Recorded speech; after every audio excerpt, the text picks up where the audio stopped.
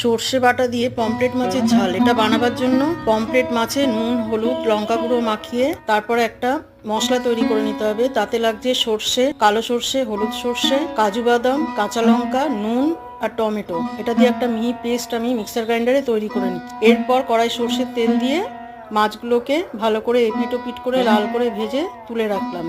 তারপর ওই তেলেই যে মশলাটা করেছিলাম ওই মশলাটা দিলাম, হলুদ গুঁড়ো, নুন আর সামান্য চিনি দিয়ে মশলাটাকে ভালো করে কষিয়ে তাতে উষ্ণ গরম জল আন্দাজ মতো দিয়ে এটা ফুটে উঠলে তাতে ভাজা মাছগুলো দিয়ে এপিট ওপিট করে একটু ঢাকা দিয়ে এরপরে ঢাকা খুলে তাতে কিছুটা ধনেপাতা দিয়ে গ্যাস অফ করলাম। এরপরে কিছুটা স্ট্যান্ডিং টাইম দিয়ে এটাকে সার্ভ করলাম।